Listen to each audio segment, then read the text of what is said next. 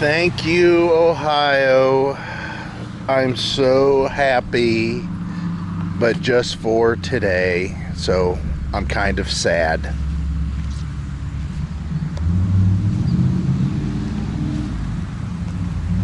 What have you been up to? I've been riding on a daydream. So we're working on my son's van, and it's for the van build series. So those videos will go up eventually, but today's October 10th, 2018, and it's 80 degrees out. We've had a string of about 3 80-degree days here in a row. It's unseasonably warm. However, it's also sad. And for you viewers, which I'm sure there's a few of you that don't know why it's sad, it's because this is Northeast Ohio, and whenever we flip the switch and we go from nice warm days like today to fall-like weather, it's kind of a surrender, and we know at that point it just goes downhill from there for quite some time. So, in all reality, without exaggerating, today is most likely going to be the last 80-degree day until May, 7 months from now. So the best we can hope for is maybe a 70-degree day. We're going to probably get into our normal weather pattern. We may touch 70 a few times, but our normal weather pattern this time of year, highs in the 50s, lows in the 40s, and then that just goes down really fast. Our sunlight gets shorter every day, and we're going into winter, and I hate winter, at least in this area. I really hate winter, and I hate the cold. Again, we'll have a few days that are okay, but I'll be in a jacket, and I won't be in shorts. I'll have to start wearing socks again. It's been really nice that I haven't had to do that for quite some time, and it's sad. As far as emotionally, I don't really get stirred up about too much stuff. There's a few things. You've heard my rants. However, this one is the most taxing on me as far as my emotion and my psyche is concerned. It's tough. It's tough to know that we're not going to see, warm temperatures for a while. Of course, everybody on the other end of this camera now on your keyboards or on your phones are going, well, I can solve that. I can, just leave, go to the southern states. I'd love to, and that's our plan, but we've got some more things we have to tidy up, and yeah, we know that's the solution. A lot of you that have just recently signed on with us talked about our last little RV shopping. All that was a local dealer that's here, and we just happened to be driving by, and I had my phone. I said, hey, let's stop and go ahead and walk through and look at some of these RVs.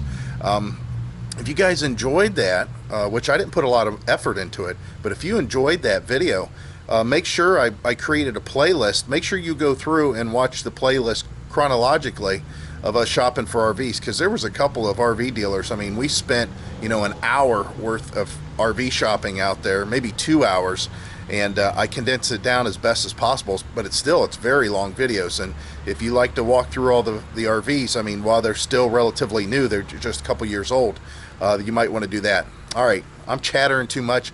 Let me go get my son. Actually, I might shovel some breakfast in my throat, and I need to grab the mail, and then we're going to start working on this van. We'll pick this up another time and see what's going on. So let's go to a new day. 3, 2, 1. Morning, YouTube. I just stepped back in the porch here this morning because I'm a little chilly. Fall is happening. Those 80-degree days, they're done. It's crisp. And our highs are in the lower 50s. Our lows are in the mid to upper 30s. And the trees are starting to lose leaves a little bit. We don't have any real cold weather necessarily in the forecast, except for Sunday. They're talking about that S word, just a little bit maybe. We'll have to see how that works out. But I did get the lawn mowed the last hot day that we had, and yeah, that tree's losing its leaves out there. I'm gonna have to take care of leaves and gutters here shortly, and then unfortunately I'll be out here plowing one day, I'm sure. But I'm stepping towards the RV because I wanted to try something out. I installed this thermostat and I've never tried it out with the furnace. I mean, we've turned it on just to make sure that it run, but I don't know. Let me see if I can turn on just the fan. I've never tried this. I don't think that works because that's kind of for air conditioning. Yeah, I don't hear anything going on. But yeah, we've always had a problem with the old thermostat that we used to have in here, that old style that has that little lever that you set on, and then it had a temperature gauge. It wasn't a digital readout. The range jumped around quite a bit, and when it fired up, it wasn't the greatest. Now, I just turned on the gas, so we'll have to see how this works out. I'm not sure if it's going to fire up or not, but of course, we just have heat. We do not have cool, but the thermostat, that's the way it comes. So you can see it's 41 in here. Yeah, it's, 11 a.m. and the sun's been up for a little bit, and it just isn't that warm. Hopefully the gas is enough. That squirrel cage has made that noise ever since we got it. But let's hope that the gas has filled the lines enough that it'll ignite here. If not, I'll have to shut it off and see if it'll reignite. No, it's not on. So what I'm going to do is check to see if my gas is on. See, we've got some paper towels here and stuff. We made a little bit of a mess because we were trying to get stuff out of the RV, and we started putting stuff back in the RV. Wonder why that is. We'll talk about that at a later time. So let's go ahead and take this board. Well, this is the sink cover. I'll put it back here. And open the stove. And we'll see if we've got gas here. Yeah, I think the gas, there's just no gas in the line. I just turned on the propane.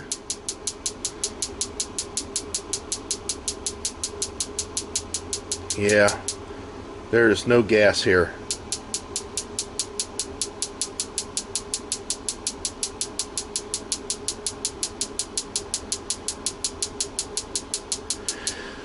I always hate this time of year when I have to actually start trying to use a lot of propane after it's been sitting for a while.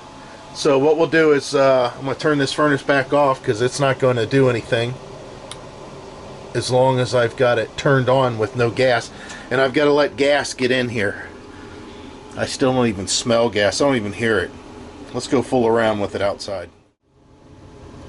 Alright, so that wasn't too hard to do. I didn't even do anything. I just came back over here and hit the burner and it went off. So the gas is purged. We know the gas is going well. Let's go ahead and see if this will work now. We'll put it to heat. And again, we'll have to listen for it. Normally what happens is the fan kicks on. Okay, I just heard it ignite. That's good. That was actually really quick too. So I'm gonna make sure the temperature, yep, still set at 70. So that's good. Oh, I heard it tried it. Oh, there we go, there we go. It did a double click. It must have done the initial click and it didn't light, and it tried it again, and this time it fired it up. Alright, so we've already got to 43 degrees just from me being in here breathing on it. So I'm gonna make sure that I get the RV warmed up. Again, we're going to make sure that the furnace works. So the RV's out here warming up. I'm cooling off. I got to get back in the house here. And as far as the truck is concerned, I want to give you guys some sort of update what's happening with this. My front left brake started dragging again. It is the front left for sure. Which you guys saw that I took a peek at the left rear and I put new drums on. I knew that wasn't really going to solve any kind of problem that I was having prior, but yeah, my left front started dragging the other day, so I definitely have to take a look at that, and probably not a big deal. I mean, I've already redone all the brakes on there, so whatever it is, it's going to be covered under warranty, and it could be something simple, except for my brake hoses. I did not replace the brake hoses, and there's a good chance that's the problem. So we'll pick this up another time, probably when I'm looking at the truck. Well, YouTube, it's still yet another day, and we haven't got much going on. We did those couple updates over the last basically week and a half. I guess it's been 2 weeks, and it was just me saying, hey, how you guys doing? we're going to see if anything goes on, and we'll get back to you. Well, nothing's really going on, but we do have some weird weather moving in. 15 to 20 mile per hour winds with up to 50 mile per hour gust. That's interesting. We do have some rain that's moving in too. It's not crazy cold, but it's pretty cold. And you can see the direction of the winds trying to change because it's supposed to get a little bit cooler. We've been in the 50s, as low as the 40s. But I wanted to come out and check the yard and thought I'd bring you guys with me.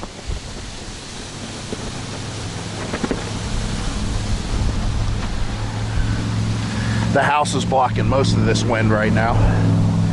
Yeah, this will help get the leaves off the tree, that's for sure. I'm waiting for Heidi to come home. I had to do some work on the truck. I still have to check out that front left brake. I haven't got a chance to do that. I did a video that has been posted by now, hopefully, and that was the rear camera on this RV and the new monitor. Give me an HD look. I do have to change the camera on the back of the truck though for it to work. Yeah, this is some decent wind. My son just got back. He was uptown, and that flag is just getting beat to death. I don't even remember if I got the mail, tell you the truth, and it's starting to rain. But yeah, real weird weather. Look at out here.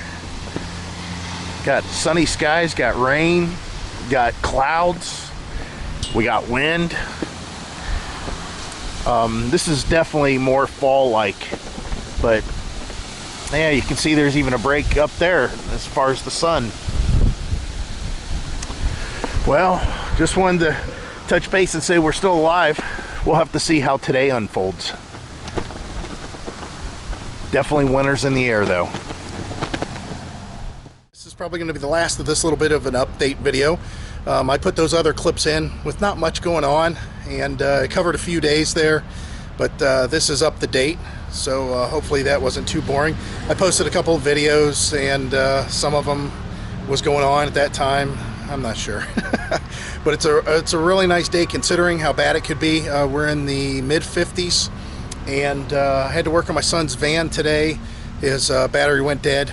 That'll be in the van build series, so look forward to that at some point. We had to put a couple of new dual batteries in there. And today I'm working on the truck, and it's because of the video that you guys have most likely already seen, and that was whenever I posted the video on the new HD setup for the truck and the RV. Like I said, it was really good quality, but the one downfall to that is I had to buy another camera for the back of my truck because those standard duty cameras, they don't work with a high definition monitor. They don't sync up, or they don't pair up. So I purchased another camera. I'm going to install that. That's not a big deal. I'm not going to bore you with the installation on that because I already did a complete installation video a long time ago whenever I first got this thing. I'll be doing some more reviews on some outdoor power or some power options. That's coming up. One for sure, I don't know when the other one may come and how that's going to work out yet, but that might be something that will show operating in the van. Again, I'm not real sure there. And Heidi alluded to something on Facebook, or I'm sorry, no, she alluded to it on our web page. She wants to start trying to incorporate that a little bit more. I'm going to have to see how that works out, but yeah, that's all I'm allowed to say about that. I'm going to go ahead and put this on here, and we'll take a look at it here in a second and see. I got it mounted. We're going to take a look at the picture here, but what I did was I marked where the edges of my bumpers were with a board straight up and down, and then I painted with something relatively bright. I can barely see it though, just because it's getting dark and it's in the shadows. And then I drove exactly straight forward, and then I did the same thing here, again marking the edge of the bumper, again painting it with some kind of spray paint that I have left over. Then I measured out from my hitch, at the hitch height, 2 foot. The front edge of this board is 2 foot away from that hitch. And then I got inside here and I was making adjustments. Now we don't need the truck running right now, so I'm going to shut it off. Get the picture to come back up here. So you can see the dots here, and then in the distance you can barely see the dots just because of the shadows again. And I could probably brighten that up. Let me see here. Yeah, there we go. The picture is very good. I mean, I loved the old camera system. I've never had a problem with it, but of course this is a step up and you can see everything a little bit better. I'm sure I could adjust the contrast and stuff like that, but right now I just want to try to get this lined up. And the coolest thing about this one versus the old one is you can adjust these parking lines. So go ahead and go to the menu. You can see here. You know what? Let's check the picture real quick. This isn't a review for this, so sorry if it sounds that way, but I want to, yeah, there's the contrast. So let's go ahead and OK, and then play around with this contrast, see if we can, yeah, it lightened everything up a little bit. And then the color I'm not even going to mess with because I have no idea about that. So we'll go back to the menu and go down here to the park line. You hear OK. You hit OK again so you can start adjusting it. You hit adjust, and then you can see I moved the line back and forth, left and right. Now I want to move it back and forth. And what I'm doing is moving that red line all the way up to where I'm just about 2 foot. I think I'm going to do it there. Yeah, I think I'm going to do that. All right, anyways, good picture. Again, there's lots of options. You've seen the menu. Of course, you can record, you can play. I've got both cameras on there now. And then you can adjust the this quad mode, which I'll do that to where it is 1 and 4. So let's go ahead and move this up to 1 and 4, hit OK. That way if I go into the quad mode, which I'll show you what that looks like here, if you do this, that would be the quad mode. And the RV camera would be on the left. Of course, I'm not connected to the RV to power it on. And then that's the vision I have on the right. Or you could just do it this way. This scans all the cameras. Or you could just pick the camera that you want up to be displayed. And obviously, when I'm driving my truck around town, this is the way I have it. And then when I'm towing the RV, I set it up to have the RV displayed, the back of the RV, because I really don't necessarily need to see my hitch all the time. But I would like to see what's going on behind the RV. So that's what I've been doing today. I still didn't get to this front left brake on the truck. I definitely need to, because it does hang up. And I got to see what's going on. It could be the caliper. I know all you guys are saying, change that plastic one to, you know, there's a piston inside there that moves the brake pads in and out. Change the plastic one, put it to metal. You know, I don't know. Whatever's in there originally. I haven't had a problem up until now, so I can't imagine that all of a sudden that piston decided it started, you know, wanted to hang up. But it could be. It could be that I have to change the caliper, and if I do, maybe I will go to the metal ones. I just don't know. You know, the metal corrodes, the plastic don't. The plastic's phenolic, but sometimes those pistons being metal helps get rid of the heat into the fluid, and that's not always necessarily a good thing. It's just hard to say. So we're done for today finally, and as always guys, we hope to see you out there. Bye.